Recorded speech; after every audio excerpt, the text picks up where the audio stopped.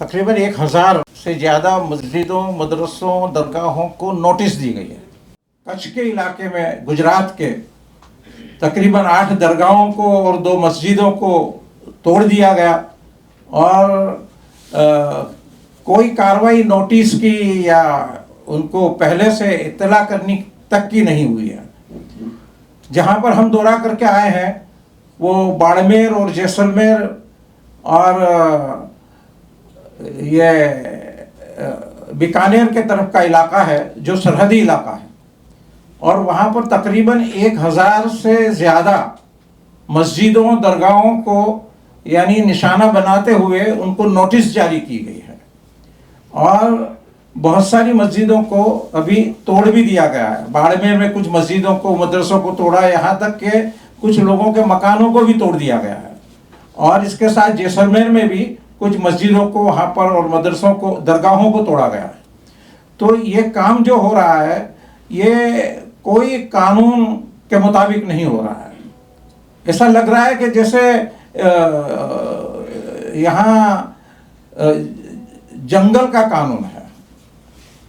एक वजह यह बताई जा रही है कि नेशनल सिक्योरिटी का मसला है, इसलिए पहले ये जो बॉर्डरिंग इलाका था वो 15 किलोमीटर के एरियाज के लिए अब इसको 50 किलोमीटर तक बढ़ा दिया है और 50 किलोमीटर के एरिया में इस तरह की यानी जो चीज़ें होंगी इस पर नज़र रखी जाएगी और इसके बारे में यानी जो कुछ भी फैसला होगा वो किया जाएगा।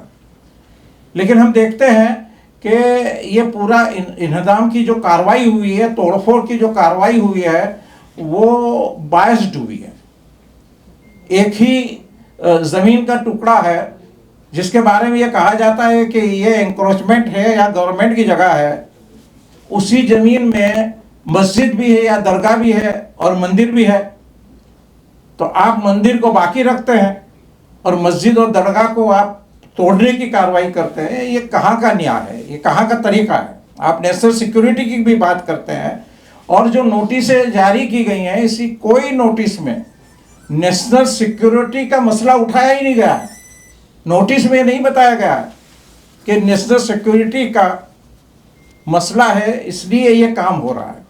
इसलिए हमने जो दौरा किया और जहाँ पर गए, जहाँ पर लोगों को हम मिले, जहाँ पर हमने उनकी कार्रवाइयों का खुद यानी ज़मीनी जायज़ा लिया, तो हमको ऐसा लगा है कि ये यानी एक पूरी कम्युनिटी को एक डर, खौफ, हिरास में मुब्तला करना है और ये बताना है कि हम चाहे वो कर सकते हैं, कोई हमको रोक नहीं सकता है।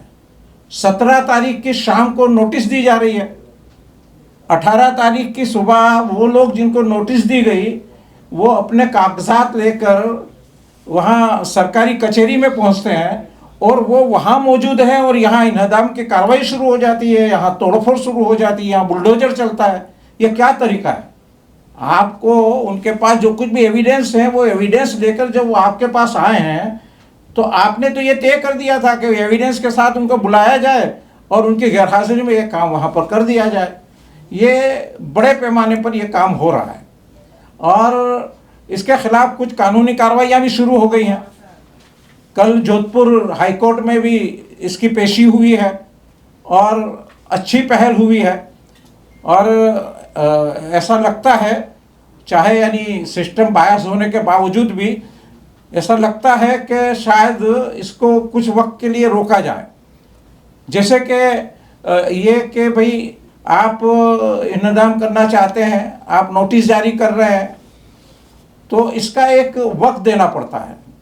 पहले तो ये कोशिश की जाती है कि अगर ये मामला है कि गलत तरीके पर, गलत ज़मीन पर बनाया भी गया है तो एक मौका तो ये दिया जाता है कि उनको रेगुलराइज किया जाए। इसके हमारे पास सिस्टम में, हमारे कानून में इसकी पूरी वो रखी गई है और अगर वो नहीं है तो उनको यानी अपने सारे कागजात और सारी चीज़ें पेश करने का वक्त दिया जाए और कम से कम 15 दिन का वक्त देना लाजमी है। लेकिन ये देखा गया है कि कोई वक्त नहीं दिया जाता है और ये कार्रवाई हो जाती है। तो इसके खिलाफ जमात इस्लामी हिंद ने अपना मौक़िफ़ पेश किया है कि इस तरह की जो भी कार्रवाई हो वो लीगल होनी चाहिए।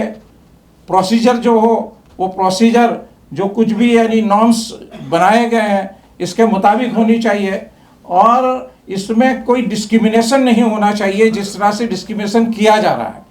और लोगों को पूरा मौका मिलना चाहिए, अपनी बात रखने का मौका मिलना चाहिए, कोर्ट की प्रोसेस करने का उनको मौका मिलना चाहिए, और ये सारी चीज़ें ज़रूरी है जो होनी चाहिए।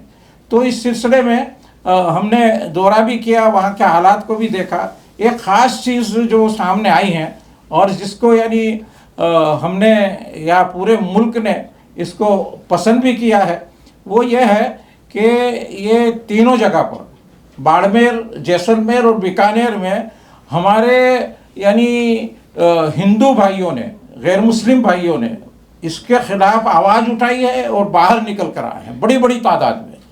बाड़मेर में तकरीबन 7-8 हज़ार के लोग इकट्ठा हो गए, जैसलमेर में अच्छी बड़ी तादाद में, बीकानेर में 2 प्रोग्राम हुए और बड़ी तादाद में लोग आए, और उन्होंने ये आवाज़ उठाई है कि ये तरीका जो है वो गलत है, ये अन्यायपूर्ण तरीका है और ये ऐसा नहीं होना चाहिए। यहाँ तक भी कहा कि डिस्क्रिमिनेशन हो रहा है, वो डिस्क्रिमिनेशन भी नहीं होना चाहिए। उनका ये भी कहना है कि इस सरहदी इलाके में मुसलमानों और हिंदुओं के बीच ताल्लुकात बहुत अच्छे हैं। ये संबंध जो अच्छे हैं वो संबंध को ख़राब करने की और इसका पॉलिटिकल फ़ायदा उठाने की जो कोशिश हो रही है, इसके हम खिलाफ हैं। और इस पर अच्छा खासा एहतजाज किया गया है, गवर्नमेंट के सामने बातें रखी गई हैं और इसका अच्छा असर वहाँ पर पैदा हुआ है।